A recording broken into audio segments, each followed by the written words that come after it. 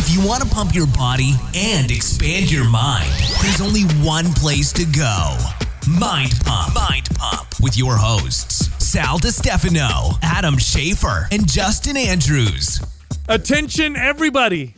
Attention, members and guests. It's Mind Pump. Look, in this episode of Mind Pump, we do a lot of awesome fitness talk. But before we do that, we do our introductory fun time conversation.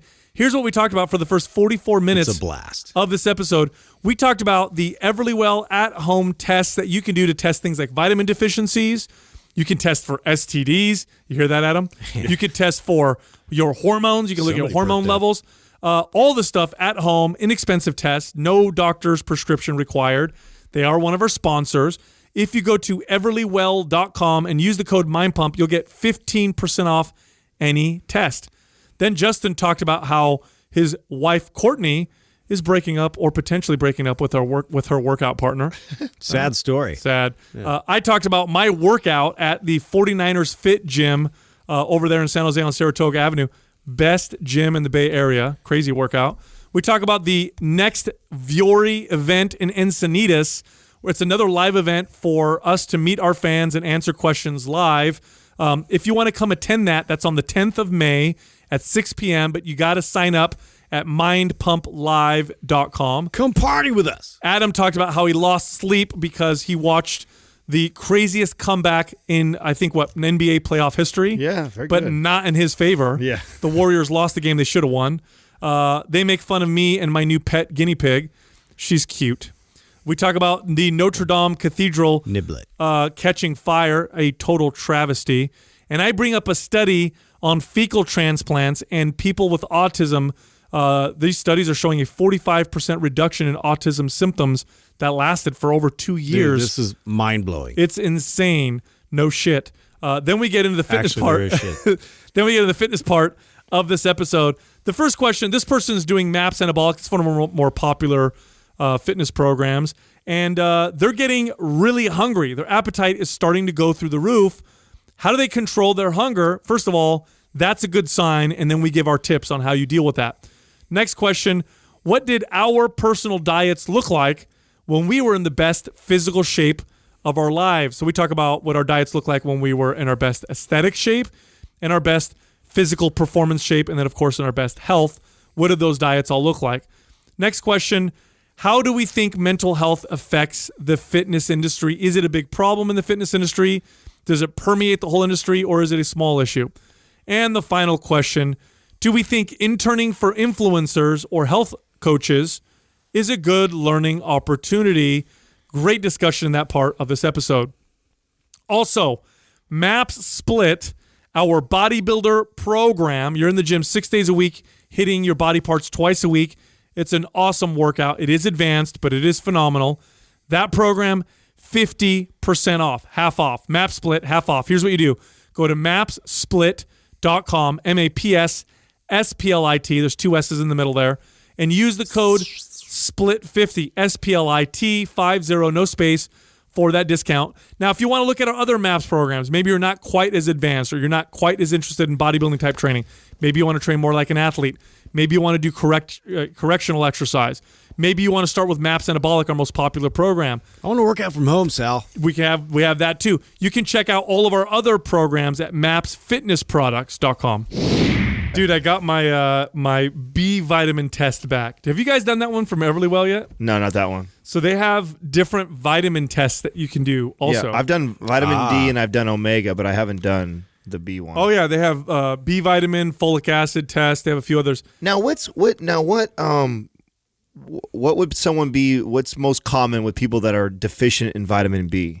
Vegans often, this is something that they would need to worry about. Okay. Yeah. Yeah, I was wondering about that too, because I know D is one of those I'm always checking. But well, being low, in like vitamin, like B12, for example, can cause lots of different problems. Low energy being the most common symptom. And is that because our greatest source of vitamin B would be in meats? Yes, meat and dairy is where you're going to get a lot of oftentimes B vitamins.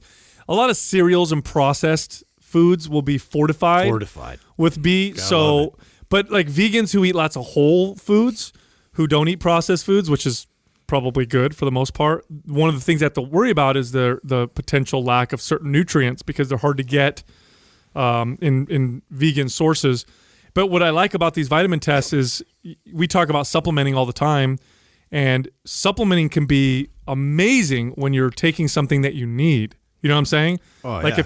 if you're somebody who is low in, let's say, vitamin B12, Well, this is it's a game changer. This is one of the things that I was most excited about partnering with Everlywell is if I'm going to recommend supplements to somebody, like a client of mine, like this is how I would do it or I'd want to do it. Is let's take care of the things that your body needs before we talk about performance type of supplements, because I think they could be arguably just as powerful for somebody who's got gains or wanting to build muscle or lose body fat if you're nutrient deficient. Yeah, if you had no idea you were that deficient and then all of a sudden you introduce this vitamin into the mix, like, yeah, it's going to have an impact. It's going to be crazy. A huge impact. Yeah. Like you take vitamin D, for example, people who are chronically low in vitamin D may be depressed. Vitamin D acts like a hormone in the body. Their ability to build muscle, burn body fat is greatly hampered. Their ability to have good sleep. And let's say you have this deficiency for a long time. You have enough vitamin D so that you don't get totally sick, but it's low enough to where you just have a lower quality of life, but you don't know. You have no idea. How would you know? Because you don't get vitamins tested at the doctor unless you have like these glaring symptoms, like my nails are falling off or my hair's falling out. Then the doctor's going to be like, let's test you. So you could do these tests, eliminate the obviously the middleman, do it at home. But look at all these other tests that they have, which I was on here this morning. They have a post-menopause test for women, a women's fertility test, so if you're trying to get pregnant, perimenopause test. So this is for women who are in their 30s who think, like, what the hell's going on with my hormones? Perimenopause, see if you're going through that. Then they have the cholesterol and lipids test, heart health test. But there's a lot more. They also have a bunch of STD tests. So you could do all kinds of STD tests at home. Whoa, what? I didn't know. What a selling point that is. Oh, yeah. They have chlamydia, gonorrhea, Hep C, HIV, syphilis. Herpes? HPV is the other one. Okay. That they could do at home. Then there's not that I'm asking for They anything. just released also... Asking for a friend? Yeah. They also released the Lyme disease test, which is huge. Oh, that is. Dude, I know so many more people now that have either like had Lyme disease, but they caught it early enough to where they could have antibiotics and not have it reoccur anymore. But like that's popping up all over the place. Have you trained a client before that has Lyme disease? Oh yeah, absolutely. So Lyme disease is that's a weird one, man. Yeah. Sometimes they'll get terrible, terrible symptoms, and sometimes they feel like there's nothing at all, and we don't know a whole lot about Lyme disease. I have a family that one member. scares me a little bit. I have a family member who has it, and you know how she found out she had it? Totally healthy, everything was fine, and she was starting to get this like weird fatigue throughout the day, and then this ravenous appetite. Like the way she explains it is starving. Like the only thing she can think about, she has to eat, and so she ended up gaining 100 pounds. Whoa! And everybody's like, "What's going on? Why are you gaining so much weight? Like this doesn't make any sense." And she couldn't figure it out. She's ravenous appetite. Everybody thinks, oh, it's a discipline thing, this, that, and the other. She finally did a bunch of testing, and that was one of the last tests that she did. And they saw, oh, shit, you have Lyme disease. Oh, my client used to get just these crazy bouts of just crazy fatigue. So fatigued that she looked like she was going to pass out, get pale and everything. Like there'd be times that we'd be working out or we'd have an appointment and she'd come in and I could just see it on her face like, oh, we can't train today. It's apparently way more common than we think. Yeah. It's becoming a big problem in certain states. I know it's where you live, Justin. Do they tell you to be careful? Yeah, they do, and we've actually I've pulled 3 ticks off my kids like in the last couple months. Just when they go through the brush, there's just they're hanging around there to grab onto a deer, and so it's like we check every time now, like when we go out in the woods. Is that the only way to get them? Through a tick? Yeah. Tick, and I believe it can also be sexually transmitted now. Oh, no way. I think that's what they think now. Oh, I didn't even know that. Yeah, Wow. and maybe Doug can look this up and correct me if I'm wrong. And I only know this again because that family member that I have posts a lot of things about Lyme because she's in the whole community. And I think that before they said, no, it's not contagious, but now that some people think you may be able to pass it on like an STD. Yeah, you want it like, so we got one of them and we're able to keep it because it bit my youngest, and we took it in and had them test it, and it came negative, so it didn't. But that's what they say to do, is to kind of like make sure you keep it so they can. Yeah, Sal's right. Well, it says that it may be sexually transmitted, but it relies on the detection of Borrelia. This is what they detected from Lyme disease in semen and vaginal secretions. So they're saying there's no evidence, but there are observations and stuff that are saying that it might be possible. So it's not 100% confirmed. Yeah, that's what I thought. I knew it was kind of controversial, but interesting, right? Yeah. But the way I'm using the Everly Wells test for me is, obviously we're sponsored by them, so I like to try all of them and just see what's going on. That's why I did the bee one, which everything was fine for bees, and I would assume so. I eat so much animal product. But the way I like to do it is I like to, every quarter, I do the male hormone test. And it's not just to test my hormones to see where I'm at. I'm often changing things with my training and my diet to see if it has a positive, negative, or no impact on my hormones. So like recently I've been training my ass off, and I seem to be building muscle and feeling better than I felt in a long time. A lot of it has to do with the fact that my overall health is so much better. So I'm going to do another hormone test just to see if testosterone and all the male hormones are, doing better than they were before. That's the one I consistently use, just because I'm still trying to balance that out. I'm still kind of hovering around that same place. So I'm going to do that one more time. And then if I think, because this is going to be the third test, I think, that I've done now in a row, where we'll see if it's higher or not. But I've been still kind of hanging around the bottom the low area. I'm still, I'm in what they would consider normal range, but I'm on the very bottom of the normal range, and I've been staying kind of like right there the last like 3 tests. Do they mention which one is their most popular? Because I imagine like the hormone test would be one of the more popular ones. Because for me, I'm always wanting to do the same thing. Like that's definitely a top of mind thing for me. I'm always like wanting to know how my nutrition, how my sleep, how my training's all kind of going in the right direction. Yeah, probably the most popular ones are the hormone tests. You would assume, right? Yeah, because that's the one that is so hard to get your doctor to write you a prescription for, or whatever, to get tested unless you have these crazy symptoms.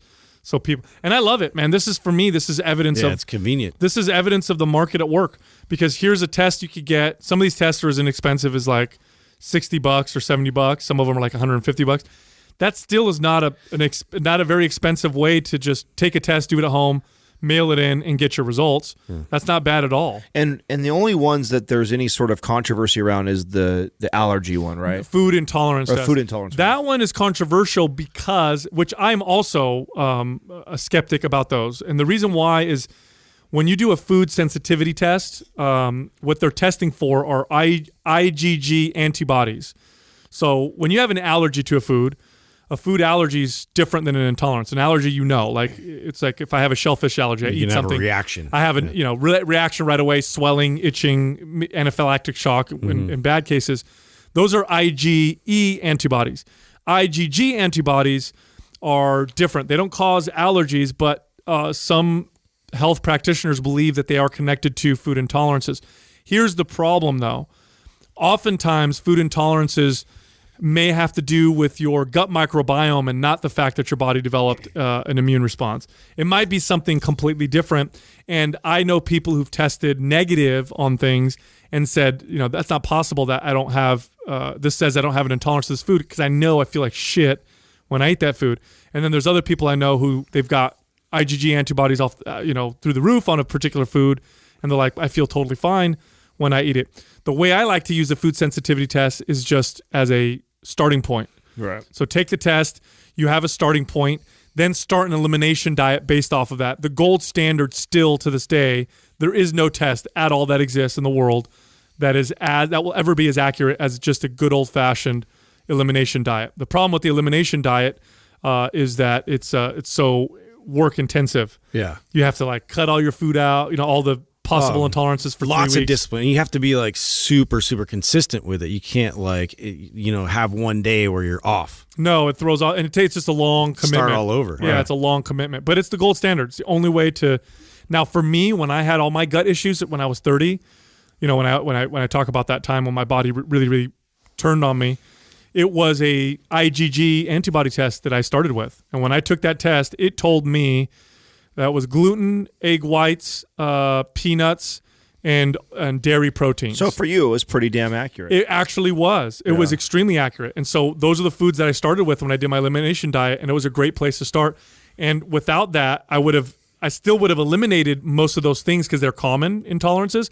But I don't know if I would have eliminated peanuts or egg whites. I'm sure I would have done gluten and dairy, but I don't know about those two. It would have taken me longer. So I'm thankful that I did that. And again, those tests are inexpensive, $100 or something like that. Right. Dude, did I tell you guys? So I'm actually really glad that we put that episode that we just put out recently about cardio. Because the other day I was talking with Courtney, and she's been working out with one of her good friends for a long time. And her friend comes from a background of like group classes, and she actually first met her at one of her like cardio kickboxing classes. Okay. And so she was also doing like CrossFit and, like very high intensity cardio based, like everything. And like, that's like her go-to. Right. And so like Courtney's like, well, yeah, I try and like, lift weights and do my thing while we're working out together. But lately it's been like, she just keeps leading the workouts and just will not, get rid of this cardio mentality like with every single workout. And I'm like trying to just pound, into the head that it's like, like what you're trying to do and where you want to be, you're not going to get there with that. You're not going to get there with that mentality. It's not going to work, the way you want it to work. And I'm trying to actually coach Courtney on how to, present this information, because she's not going to listen to your podcast. She's just not going to do it.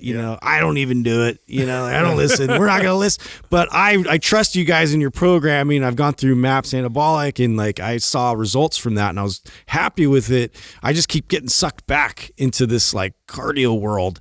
And so I was like trying to give her like some talking points and everything. And so the other day, So like breakup tips? yes, like so she basically just broke up with her workout partner. Did she really? Yeah.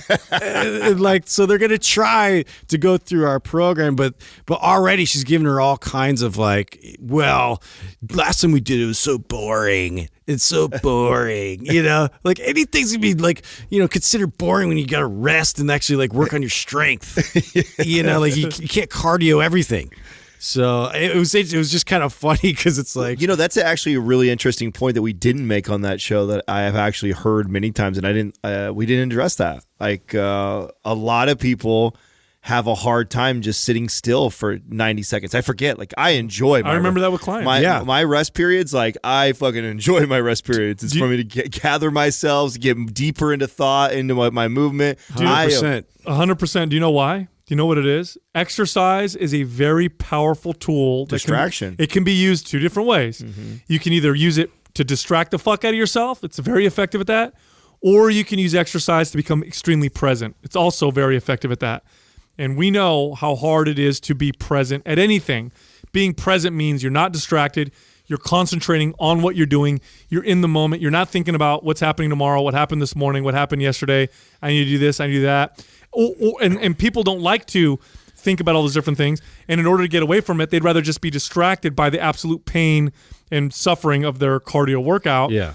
The reality is you're probably better off practicing presence with a traditional strength training routine, because you're going to benefit not just your body better, but also your state of being, because you can be present. Well, it was enlightening to me because she was still presenting the same old objections and myths out there. Like, oh, well, I'm going to get blocky and, my body's going to look like a football player. Like all these things, like, he's like, yeah, I know it's a myth. Like even knows it's a myth. But for me, like, but me, like I'm going to look like, it's like, it's so interesting. It's like you can receive information, but you won't apply it like to yourself. Like you're resistant to it because of this addictive quality. And yes, it might be the distraction. It's it's also the soreness. Like it's a feeling you get. It's like a reward for an effort that you put into it. There's all these things tied into that. Exercise gets, just like nutrition, gets really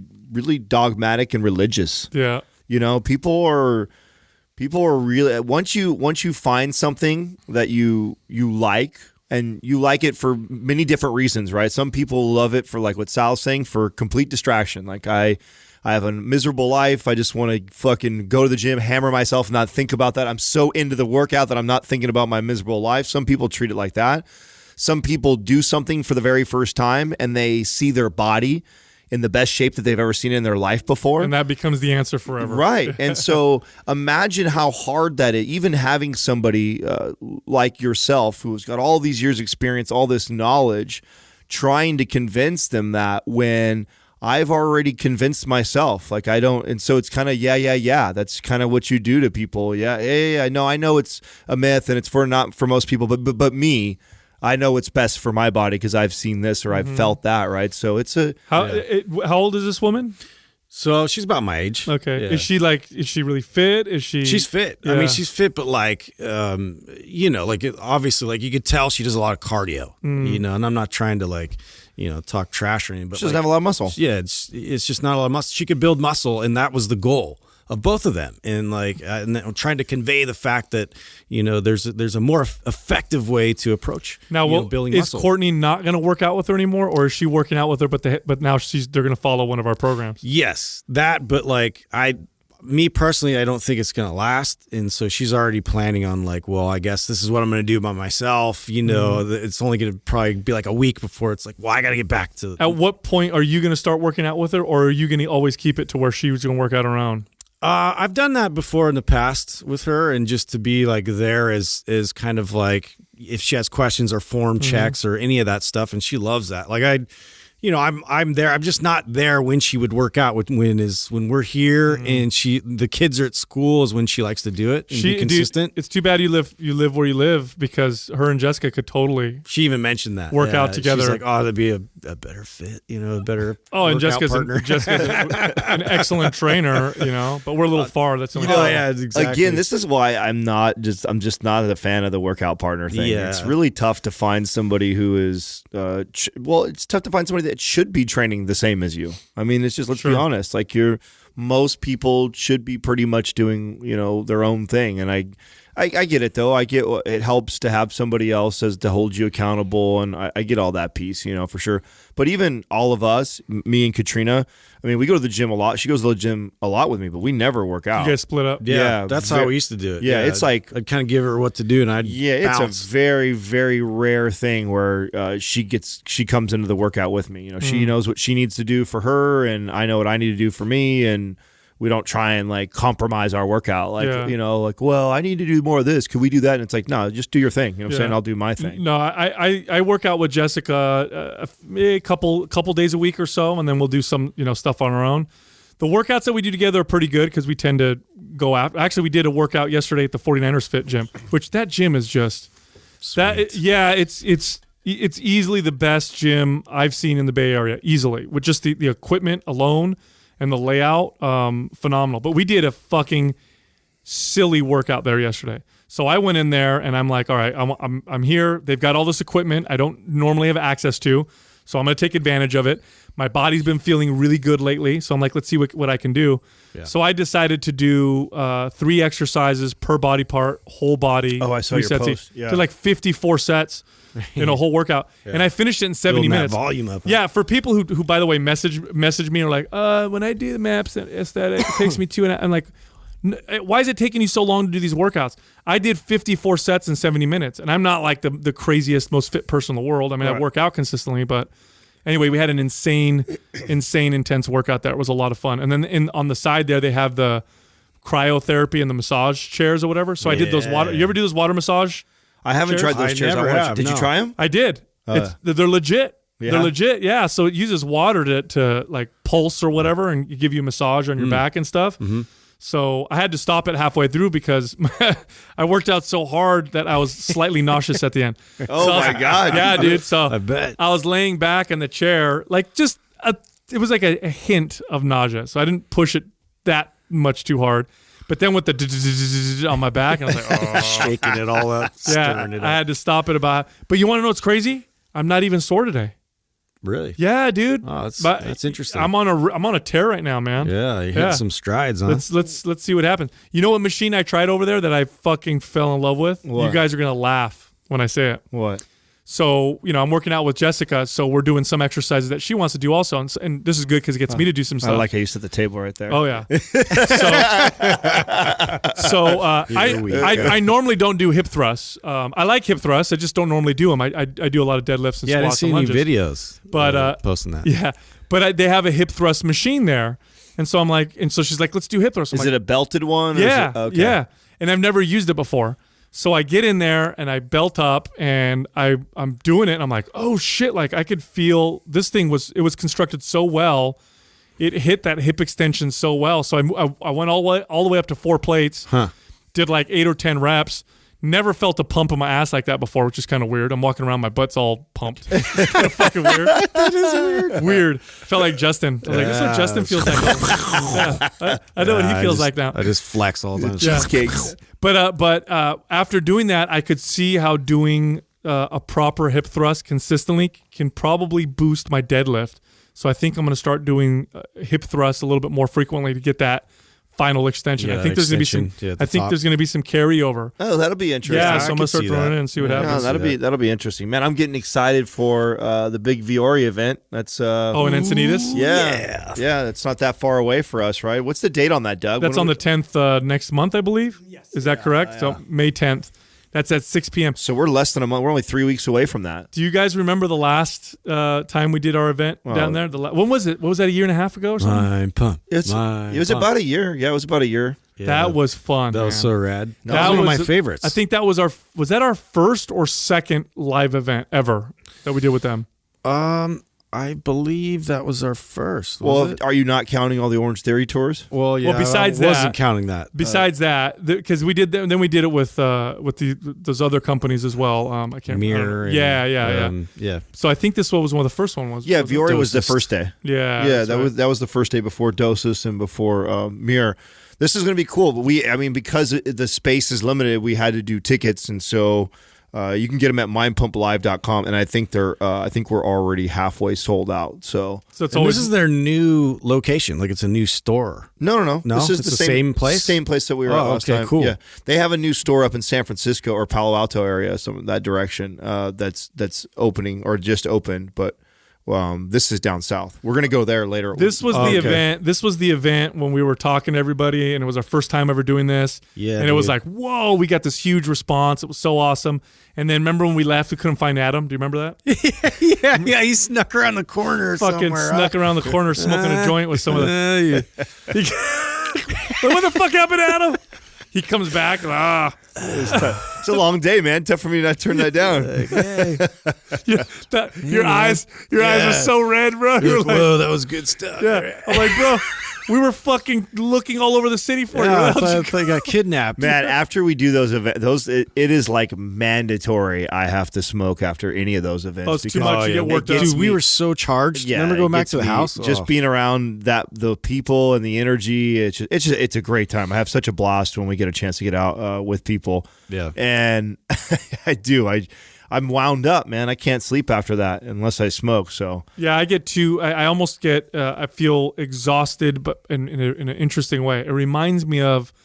Do you remember after big closeouts? Yeah, when you yeah, go home, totally like that. It's and like you feel that buzz in your body, Yeah. that tired buzzing feeling. There's just a lot of energy there that you're just like everybody's on. It's and the charged. anticipation. Then you're meeting people. It's very emotional for me, and I don't mean that in a negative sense. I mean it in the sense that you know I'm meeting real people who are saying things like, hey, that episode where you talked about this, that really helped my daughter, or Yeah. hey, because of you guys, I was able to do this thing with, I became a trainer because of you. And I'm just like, wow, man. And then I feel like huge, like responsibility, like, okay, we got to keep doing this, do it the right way. And it's really cool. it's interesting how things like that affect your emotions, or you have those huge swings, and how that really affects your sleep. Last night, this was my first morning since the Hal episode that I haven't been getting up consistently in my little routine. I slept in this morning, and I'm exhausted today. And I know it's because we were at the game last night. And so last night I'm at a game that NBA playoff record happens. greatest comeback ever in NBA playoff history. So what happened? Fucking the Warriors lost. So I was on the shitty end of that. Wait a minute. The Warriors were so you're saying comeback. So they must have been ahead by a lot. And They were ahead. So they at the end, towards the end of the third quarter, we had 7 minutes left in the third. Warriors are up 31 points. Oh, it's like game over. Yeah. Like I'm talking to. you're like, can we leave early? Yeah, no. Katrina asked. She asked, "Can we leave early?" I said, "Yeah, no. If we're still up 20 in mid fourth, I said we'll get out. We'll get out early so we can beat traffic." And from that moment at 31 points, then it was 28, then 25. They were down by, then 20, and then fourth quarter comes around. We're still up 21 or 23 come fourth quarter. So I still feel pretty confident. I can tell we're playing kind of lazy now because we were so far ahead. And then as the fourth quarter went on, just they getting closer and closer. I mean, all the way down to the final last 5 seconds they end up tying the game and then went. And I'm like, oh my God, it was the most weird. And it was such a It was quick, like gradual. Well, it was like a quick spike high because we came out the gates. Yeah. We get this huge lead, celebrating all the shots, talking shit, having a great time. Great game. And phenomenal game for 3.5 quarters. And so I've got this huge emotional high. And then I'm up here and I'm watching let's just kind of slowly give this game back. But yet I'm still happy and excited. So the high from being happy, because I still feel very confident we're going to win until it gets getting closer and closer to the end.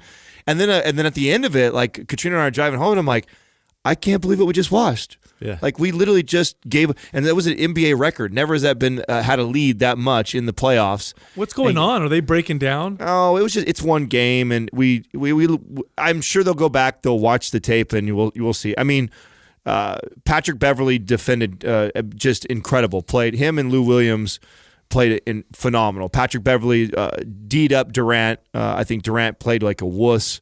And then Lou Williams took over the game, had like 27 points in the second half. Just an incredible game. It was an incredible game. Just it sucks to be on that side of it. You know what I'm saying?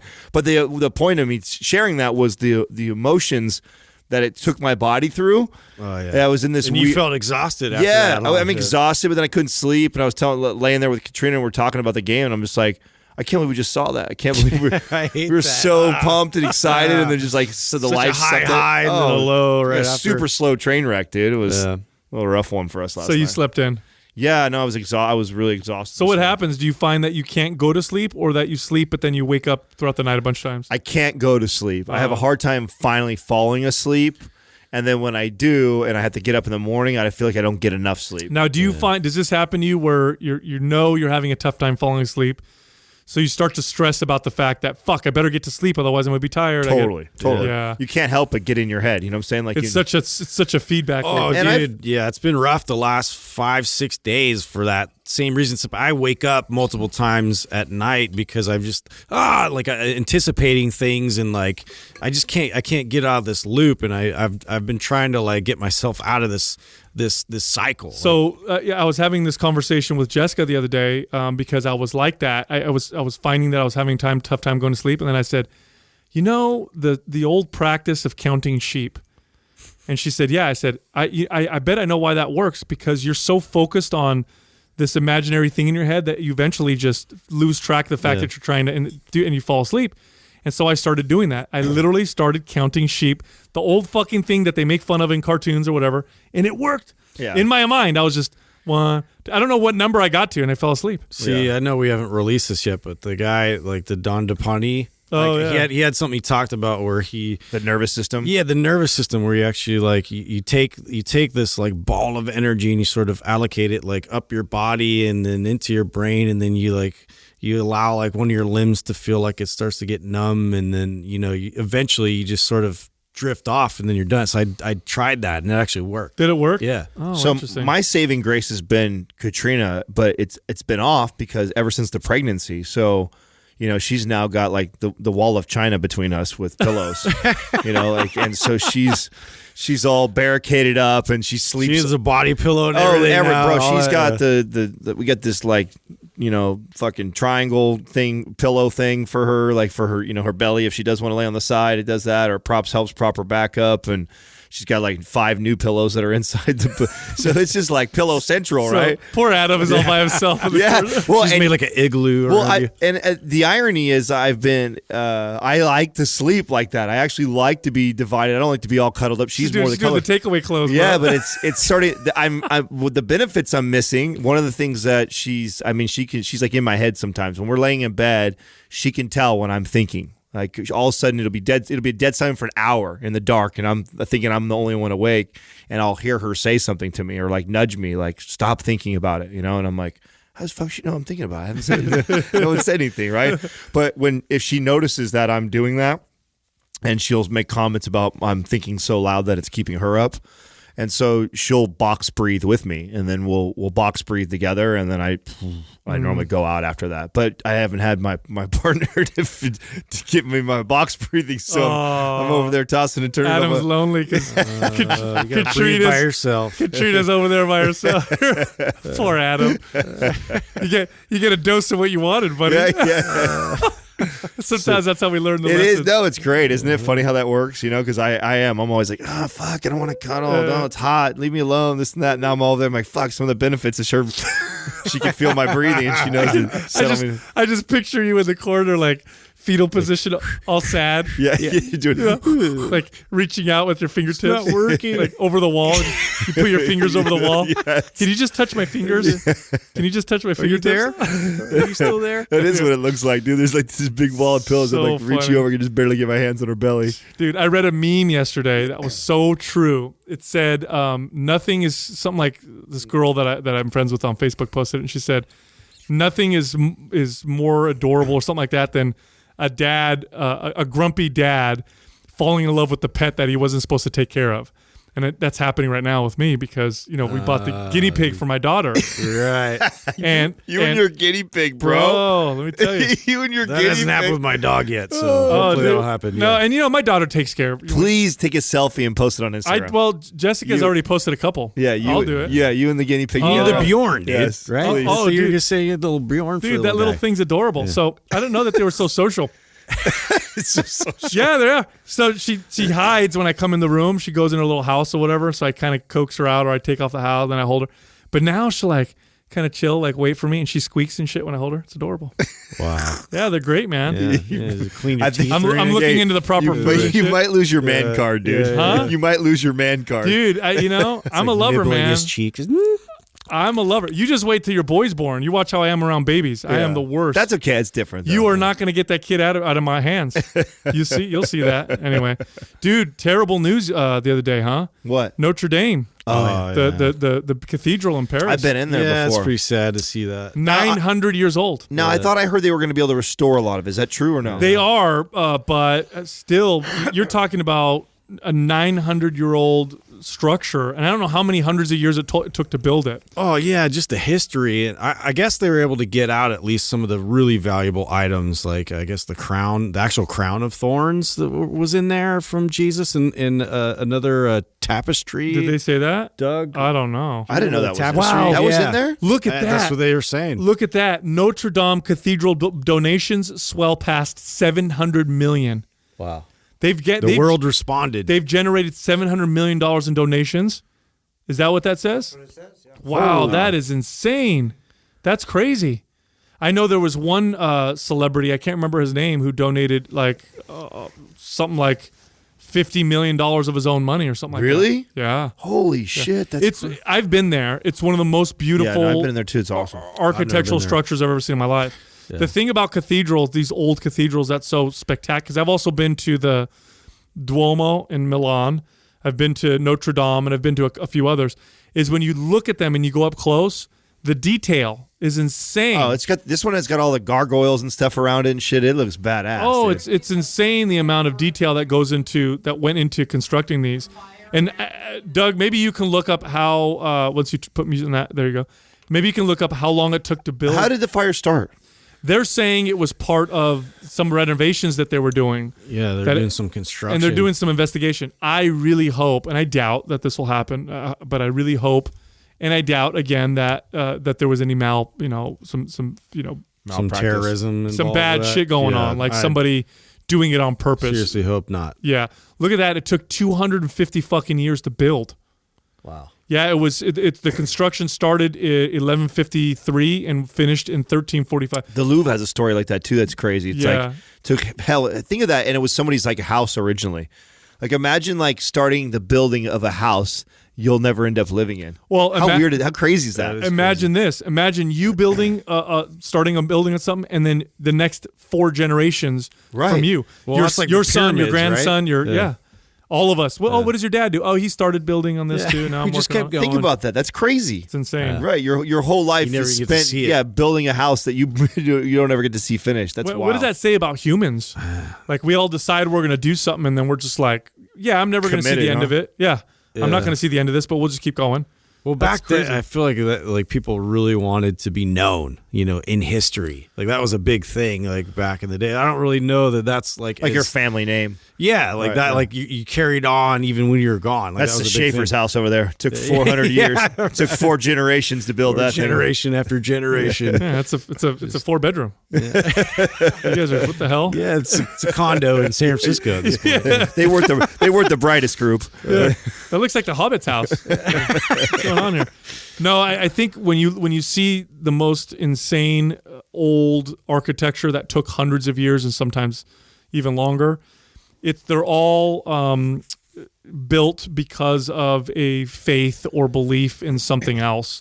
Because in order to get a human, if you think about this, in order to get people to do something that is beyond them, like why would you go and build something you'll never see the end of, you'll never see the completion of? It's because of something that you believe is bigger than you. So this is a cathedral, right?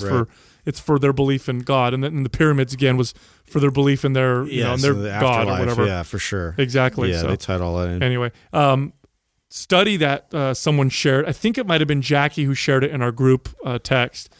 Fecal transplants, right? We've talked about these before. Oh, I love this. Yeah. I feel like I could be a donor. Yeah, I feel like something's wrong with you. Huh? And no, you should not donate. You're fucking... Dude, did I tell you what happened the other day? I'm in the bathroom, Adam. This is yesterday, right? Yeah. Justin and I just get started. I sit down. I'm about to get going. I look under the stall next to me. Oh, there's Justin walking in. I better hurry the fuck up before shit hits the fan.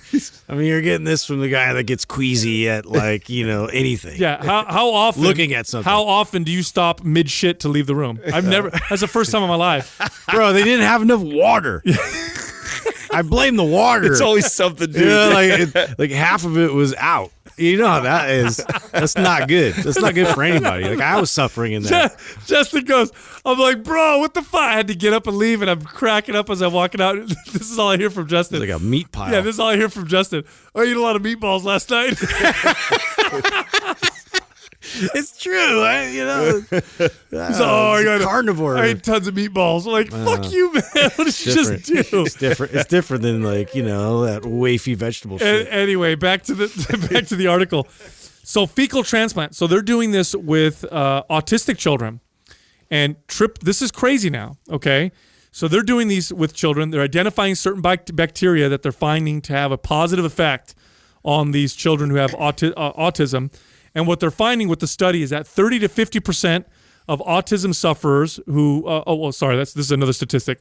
30 to 50% of autism sufferers experience serious gut problems, which is what took them in this direction. But with the kids that they gave this transplant to, 2 years after, not only were their symptoms markedly better, 45% reduction in symptoms compared to baseline. Wow. So half basically cut their symptoms, some of them even more, obviously. 2 years later, after the treatment, they found that not only did the benefits persist, but in many of the patients, they got better, even better than they initially got. Wow. This is insane. So what? Okay. I mean, this is obviously like pharmaceutical companies aren't going collecting people's shit, but what? Like in the future, I mean, this sounds like it has real promising results. Of course, because name one other thing that has been shown to reduce autism symptoms 45%. And also nothing else. And stick and get better for 2 years. Yeah. Like, I can't think of anything. And this is crazy. This is not a pharmaceutical intervention. It's not a drug that the kid has to take every single day. Yeah. So It's what are they doing? fecal transplant. They're taking Healthy poop from somebody else? Yes, in particular with these type of bacteria that they're identifying to have this. I was going to say, so what are they? What bacteria are they putting? Yeah, they in singled out a bacteria strain, or is it like There's still, a they don't couple. know? There's a couple strains that they've identified. I don't have the exact names here of those strains, but there's a couple that they've identified. But it's way more complex than that. It's not just this one bacteria, Yeah. and they don't even know entirely how it's working. That's what they're trying to learn. But once they break it down, and this is why some scientists are saying that the 20th century was the century of physics. That's where we had just insane breakthroughs in physics. You had quantum physics and expansions over. Einstein developed his theory of relativity and just blew our minds and completely changed everything. They think the next 100 years is going to be the century of biology, where we're going to really figure out like the human I body. can see massive potential in the medical world for just like using this and like testing for all kinds of different symptoms. Oh, I mean, who knows? Yeah, who knows? Like what it could potentially provide. Who knows? Because they're connecting Parkinson's to gut issues, Alzheimer's to gut issues. They're connecting lots of different things, and they don't know what the connection means. It doesn't mean that if you have this disorder that it throws off your gut microbiome, or is it the gut microbiome that causes this disorder? Right. Nonetheless, with autism, again, changing the microbiome is causing a marked improvement in symptoms of autism.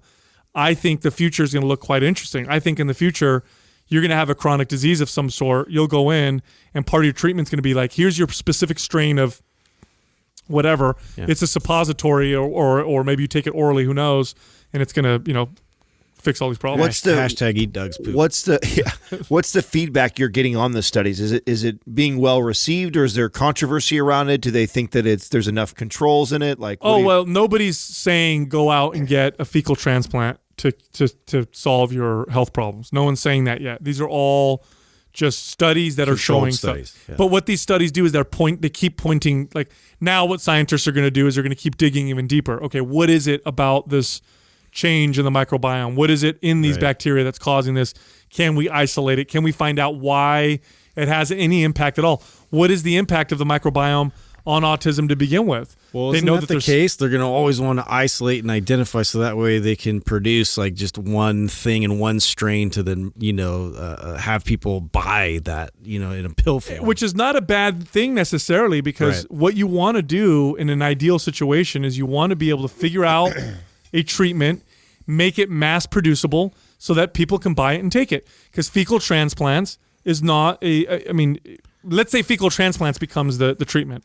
That's not a very easy mass producible treatment. Yeah. You'd have to go to the hospital. You have to do, and it's a process of over like 6 or 8 weeks where they're constantly they're cleaning out your bowels and replacing it and doing a bunch of stuff. So ideally, they would figure out a way to make this some kind of a pharmaceutical intervention where you just, here you go, mass-produced pill. Take this for 8 weeks, and then it's gonna repopulate your gut. Exactly. Yeah.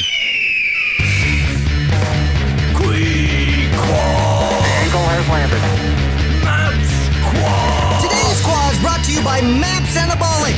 If you're looking to maximize your overall muscle and strength, MAPS Anabolic is the perfect place to start. With a full 30-day money-back guarantee, there is absolutely zero risk. So what are you waiting for? Go to mindpumpmedia.com and get started today. It's the motherfucking Quad. The eagle has landed. Quee-qua. First question is from Ms. Adams224. I started MAPS Anabolic as part of a healthy weight loss journey, but I am finding myself massively hungry. My intake is probably negating any potential weight loss from the program.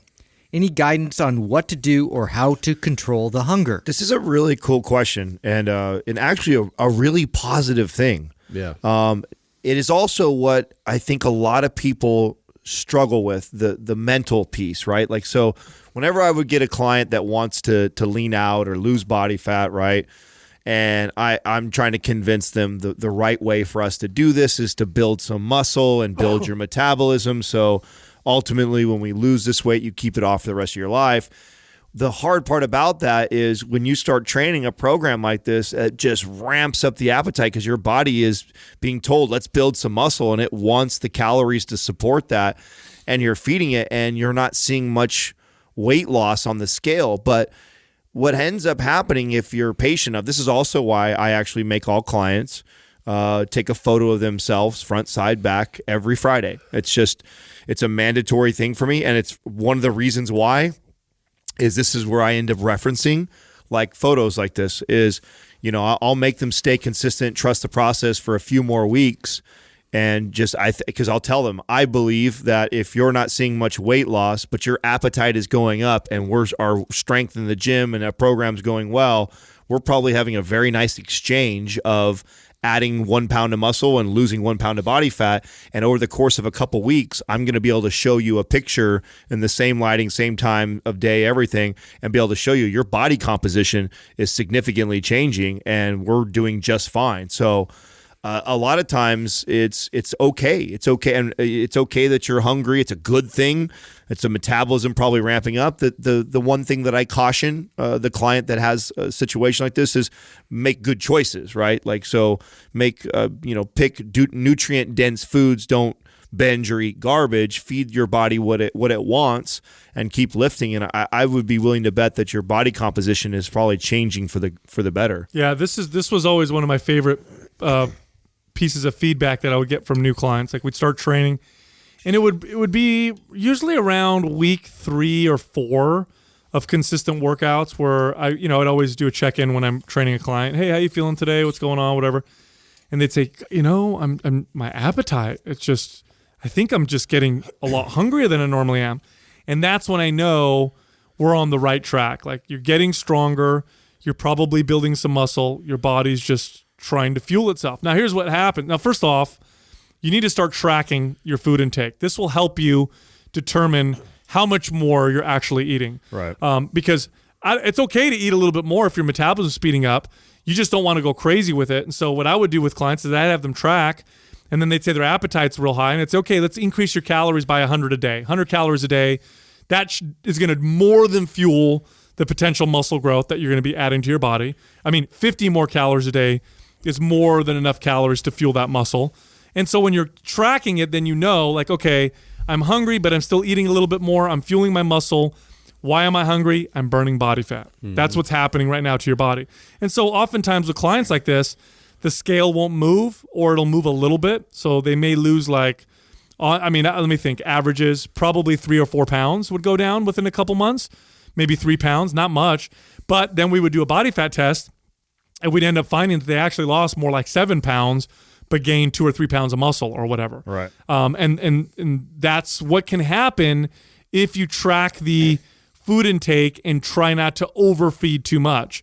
Because one of the other problems or pitfalls that people run into with this is they say, I'm hungry, my metabolism's speeding up, cool, I'm just going to eat like crazy. Mm-hmm. Okay, you don't need that many more calories to fuel the muscle that you're building. I don't know very many people that can build more than 4 pounds a month, and that's a lot of damn muscle. Yeah. You're probably building less than that.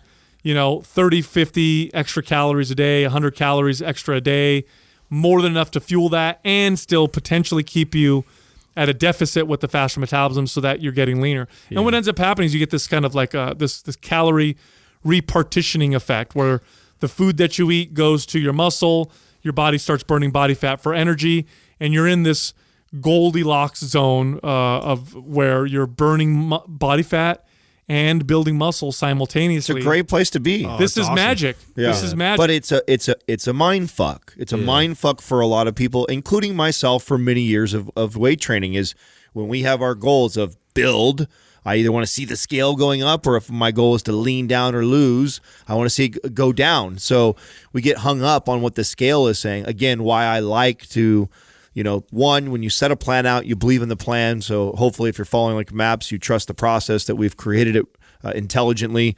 You follow it, be consistent with it. You use things like the photos as another pair of eyes or another way for you to check your progress.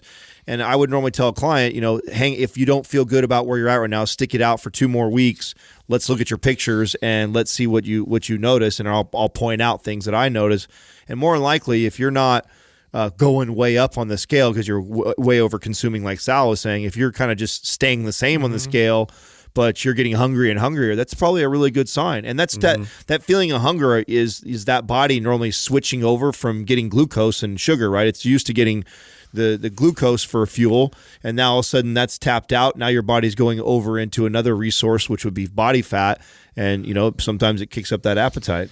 Yeah, and so when you go through that too, a lot of times, like maybe you do need a few more calories if you're trying to build, muscle. I try to get it from more like satiating type of, macronutrients too, and like really focus a little bit more on maybe upping my protein as opposed to just, it's fair game now. I'm hungry. I am putting the work in. So like you can get into that trap where you feel like I've been doing the work. So therefore, like my body's telling me that I need more calories, but just be more specific. My favorite thing to do, this is where I would take a client who's wherever they're at calorie-wise, and I switch over to like chicken thighs or letting them have tri-tip every once in a while, or get like these fattier type meats. Yeah, enjoy. So I'm like, hey, your appetite is up.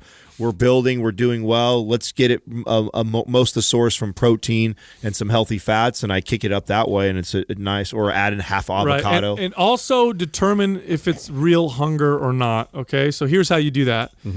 You say to yourself, wow, I'm really hungry. Okay, make yourself a whole food meal that's healthy.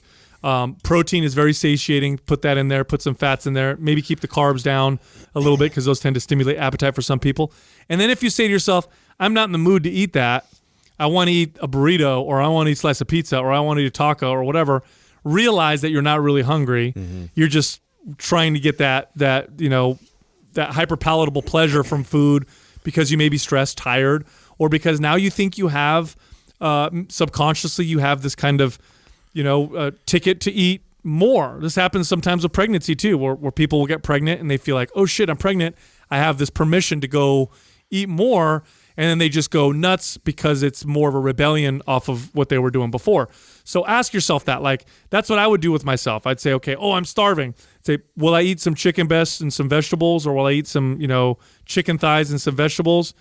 If I say yes, I would eat that. I'd be like, okay, I'm actually hungry. If I say, nah, I'm not in the mood for that, okay, I'm not really hungry. I'm just craving things. There's a big difference between cravings and hunger. Next question is from Ander Beth.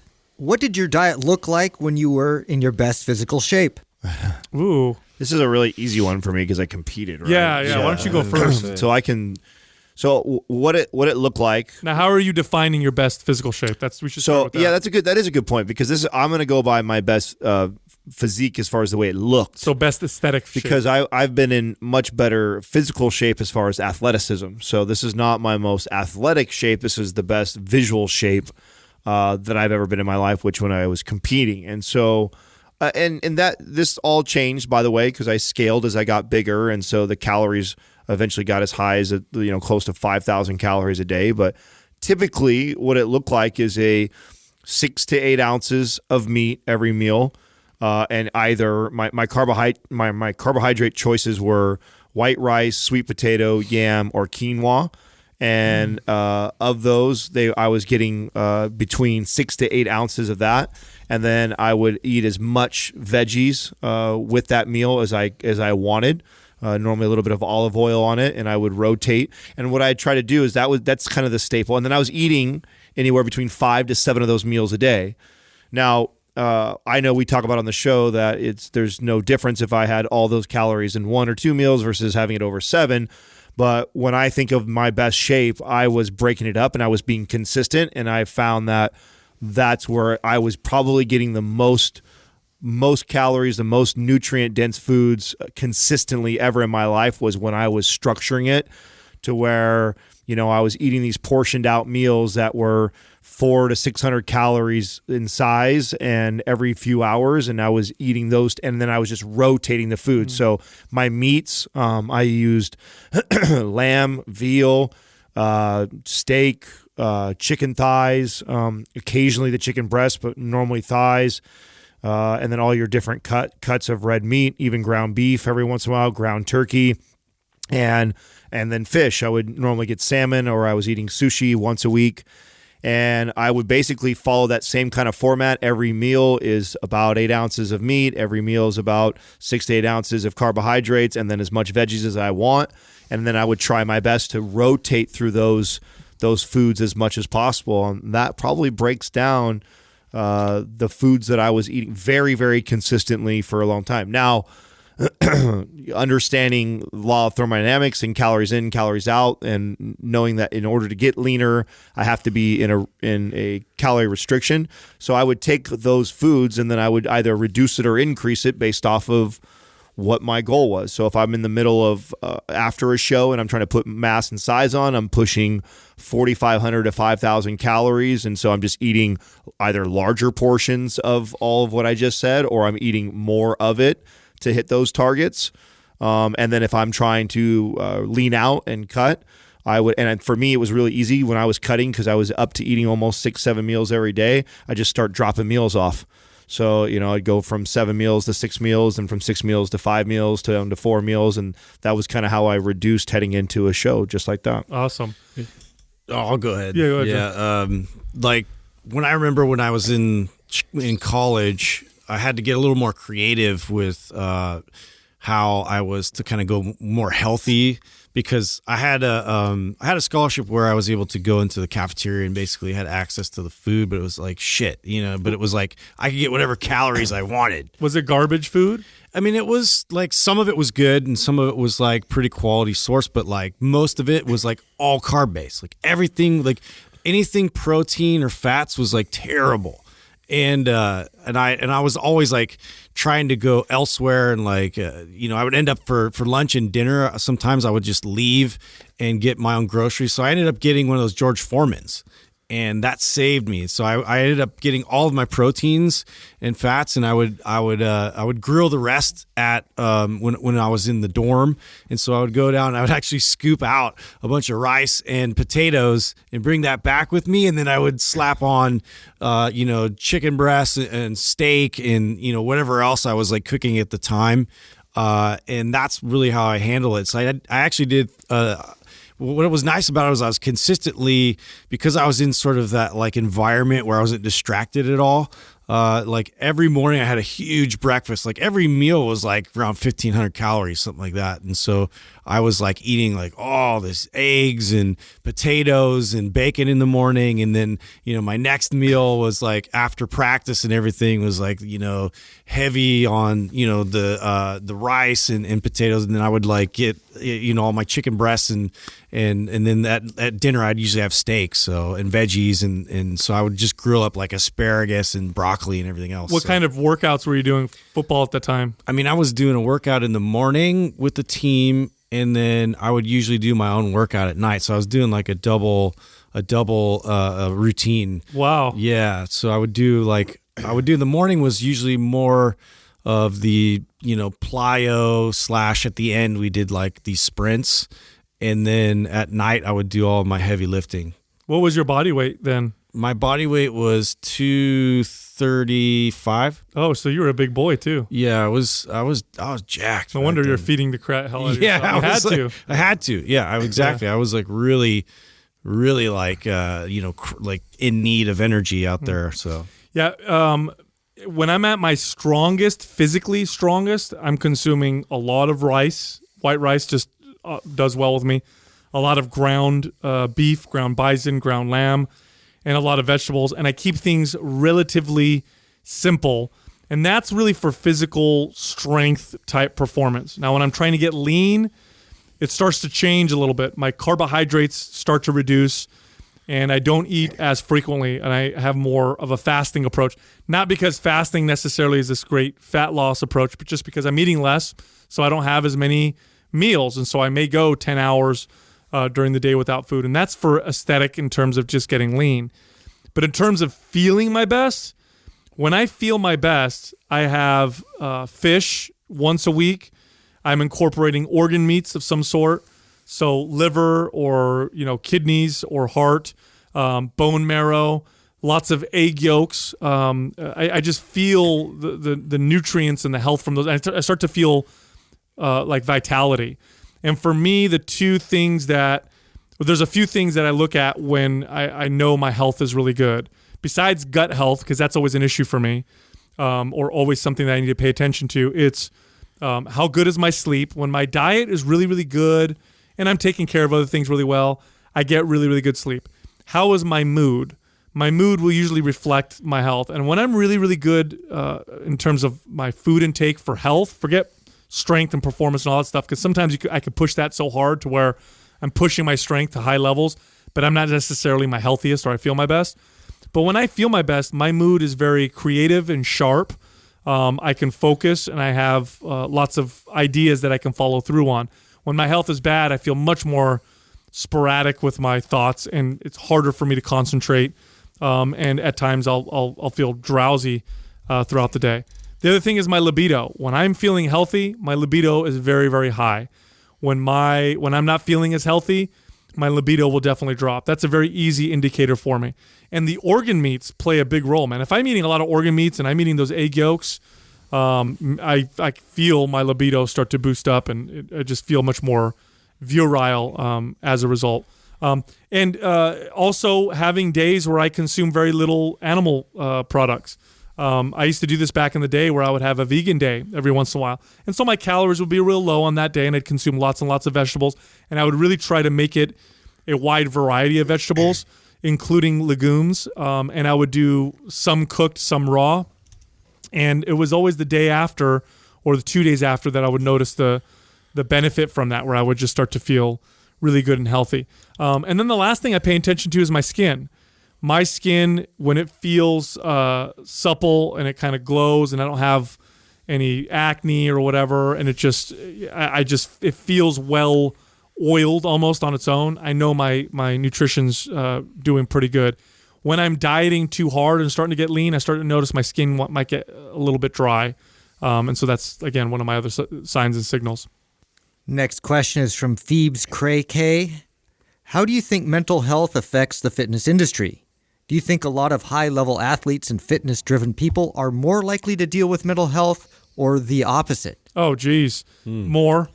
The worst eating disorders and body image issues you'll ever find are going to be people that work, maybe aside from modeling, is the fitness industry.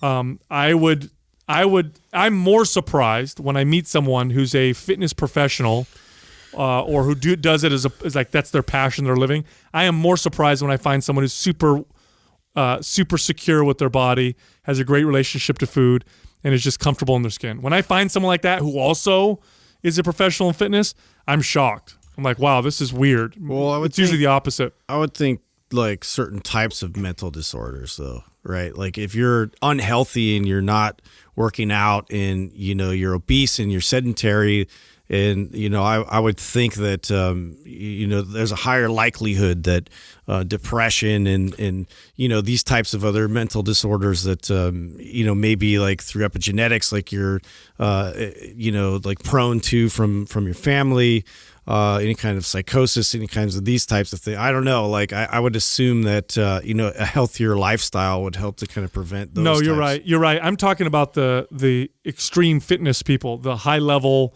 fitness driven people in the industry.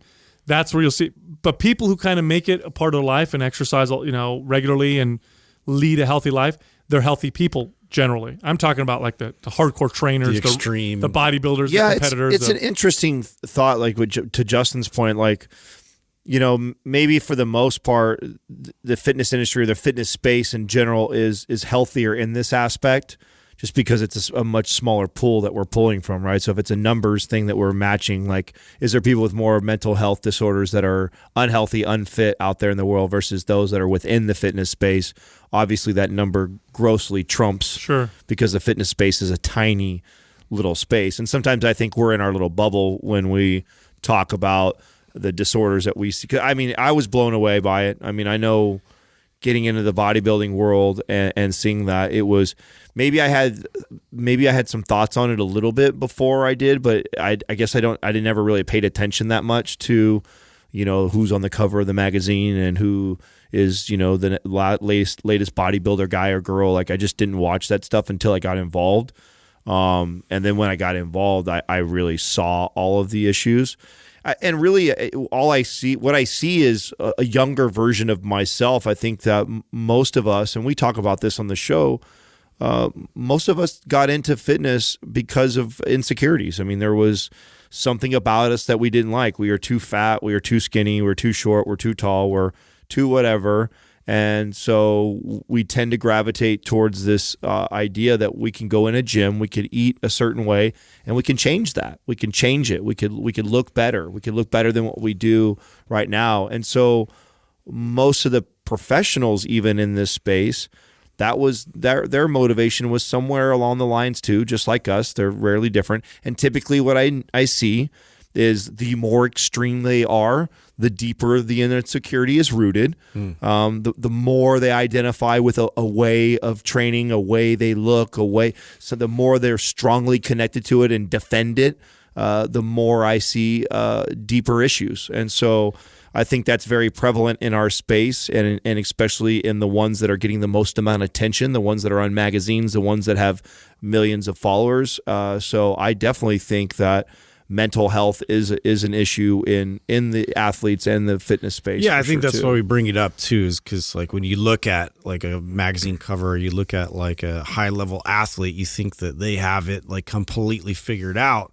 Where like what we have found is, a lot of the eating disorders and a lot of, the body dysmorphias and things like that kind of pop up are actually pretty prevalent in a lot of these like high level people that like epitomize what it looks like to be like at your ultimate health. Well, the level of dedication that it takes to be that person, and I think that we all admire it, right? There's some admiration that comes from all of us when we look at somebody who can sacrifice much of their life to focus on a single thing to be great at it. But I think that for me, or at least it's obvious to me now where I'm at in my life, that when I see that, and it can be an athlete, it can be a bodybuilder, it can be a high performing CEO. When you are so fucking badass at one aspect of your life, there's a very, very good chance that a lot of other aspects of your life is very out of balance. And so, well, you had to eschew a lot of stuff in order to focus on this one thing and become so great at it. Right. I think the more extreme performance you find, I don't care what category we're talking about, the more likely you're going to see somebody who's out of balance and obsessive about that thing, which we need. Society needs those people to upset. We need the Elon Musks of the world. We need those people to really be extreme, to figure the problems out and to do things that the rest of us aren't willing to do. But they are far from balanced, and they are far from free of any potential, mental illness type issues. I think they're just hardworking as fuck, and oftentimes those issues drive them to be amazing at what they do. There's people that you'll find who have some of the most terrible challenges, and those challenges are what drive them to become as great as they are. Absolutely. But no, here's the thing. Now, can fitness improve mental health? Absolutely. Yeah, it's not gonna cure everything, but are you better equipped to handle any mental health issue if you're healthy? If you're just physically healthy? Well, physiologically speaking, the brain works better, so that might actually solve, or at least contribute to more positive outcomes with certain mental health issues because you're just healthier physiologically. But then think about the fact that the energy and stuff that goes into taking care of yourself. It's empowering. I'm doing something for myself. That bleeds over into other things. The attitude that comes along with it, that tends to make you the general positive outlook, right? Which we've kind of talked to a bunch of guests have brought that up, and like how powerful that is to have that, the self-belief aspect and the positive outlook on things really does affect your mental state and your physiology. In my opinion, the most simple and clear self-improvement things that you can do, anybody can do, is eat better and exercise. It's of all the self-improvement you can do in your life, and there's a lot of things you could do to make yourself a better person, and some of them are extremely powerful. The simplest one and the clearest one is just exercise and eat right. It's clear and simple because we know what to do. It's very easy. Like if I say, self-improvement, let's improve your state, your mental state of being with your family, or improve your relationship. Like real complex shit. Like, okay, I need better relationships, but that's very difficult. Exercise more and eat better. That is simple. That carries over to a lot of things. It's self-improvement. It's the first thing you should do with self-improvement, and it bleeds over in everything else. So I want to make sure people don't misinterpret what I'm saying, that fitness makes mental health worse or contributes to poor mental health. The exact opposite. All I was saying is when you go to the high-level extremes of fitness, oftentimes you're going to find people with poor body image issues and poor relationships with food. And I think we're going to see more. We just, Justin alluded to the Don DePani episode that we have coming up, and he trains one of the best soccer players in the world. And you're seeing more high level athletes starting to piece this together. And we talked to Jim Quick and a lot of the famous people that he deals with. I think more people are becoming aware of the importance of mental health and performing at their highest level. So, and we're going into this time of the most distracted we've ever been as humans. And so I think that you're going to see more and more conversation around this for sure. I mean, the NBA, I forget the hashtag they're doing right now, but they're doing one that's towards mental health. So I see a lot of the big organizations in sports moving this direction also. Next question is from More Jojo. Do you think interning for influencers or online health coaches is a good learning opportunity, or is it just free labor? What should an intern expect to gain from an internship? This is actually a really interesting... I want to intern for Summer Rae. Well, this is... me too. What do you do? Yeah. I wish you would take me seriously. Just take pictures. Can you take this picture for me? Sure. Yeah, I didn't like that angle. This is becoming really popular. What I see is this. I have a lot to say about this because I think there's two sides of this coin, right? I mean, Enzo worked as an intern over last summer for us. He is now an employee and a part of the family. So, and I think he's contributed greatly to our business, and I think he's also had the opportunity to grow and learn a lot himself within this business. So I think if you were to talk to someone like him, he would say that was an incredible opportunity. Now, I also don't think of us as influencers. I don't like, not the way it's being used nowadays. No. I think we are great business operators, and that I like to be called. I'd rather be known as somebody who's great at building a successful business. I think we have a lot of value to add to our space. We do a good job of delivering that to a consumer, and because of that, we have a successful business model. Because of that, we have opportunities to give internships to people that later can turn into a business and possibly a career for them.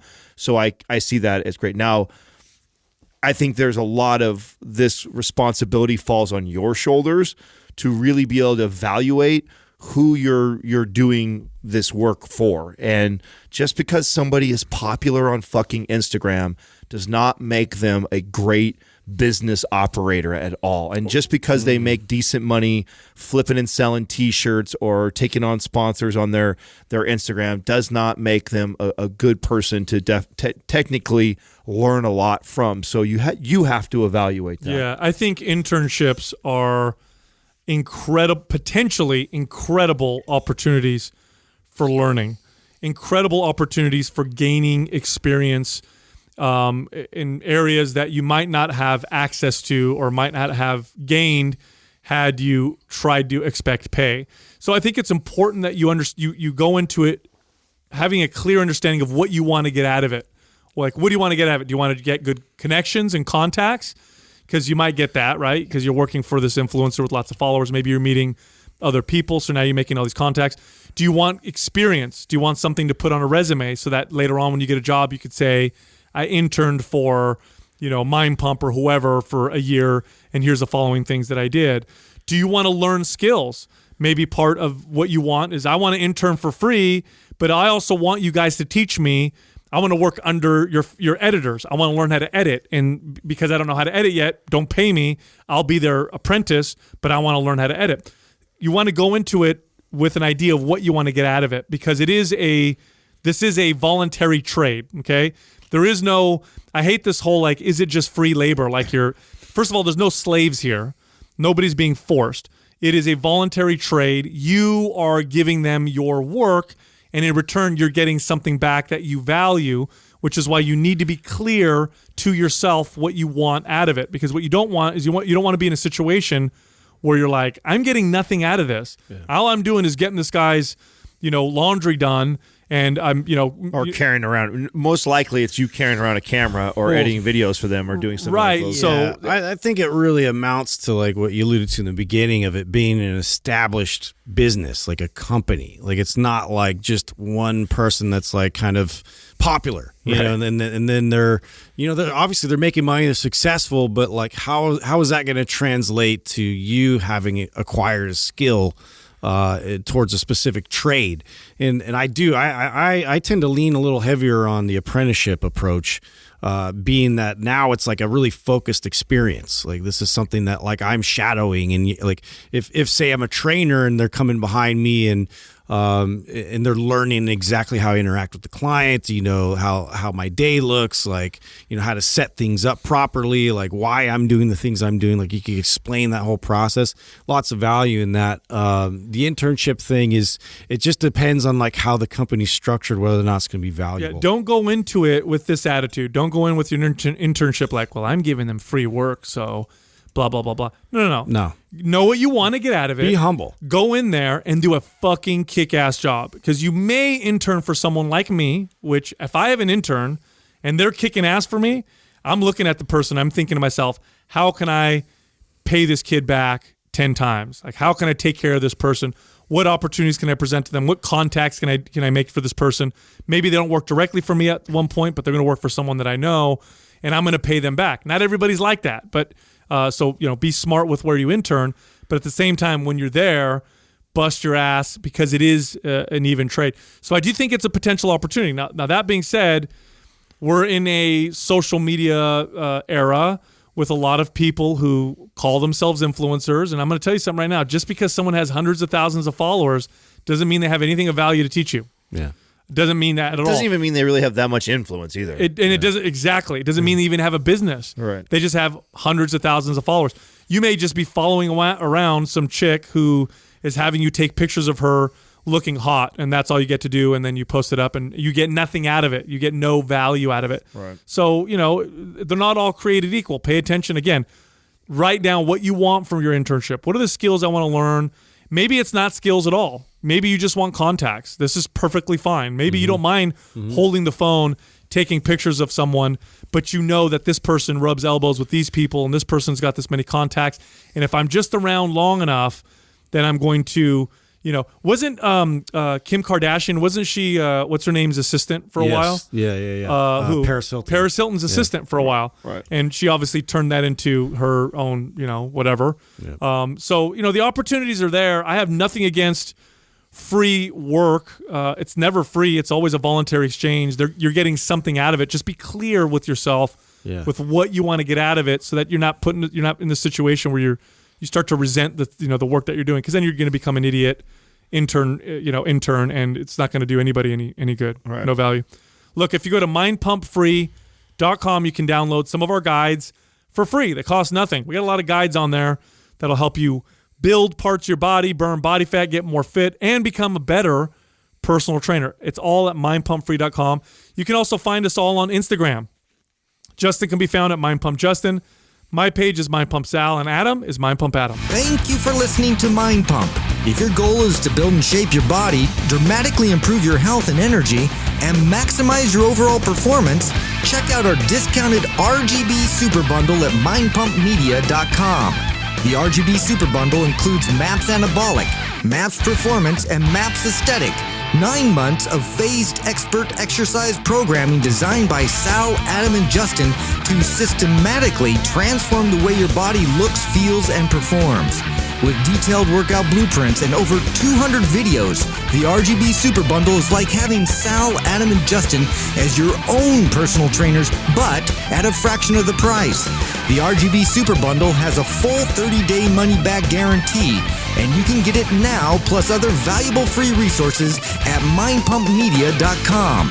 If you enjoy this show, please share the love by leaving us a 5-star rating and review on iTunes and by introducing Mind Pump to your friends and family. We thank you for your support, and until next time, this is Mind Pump.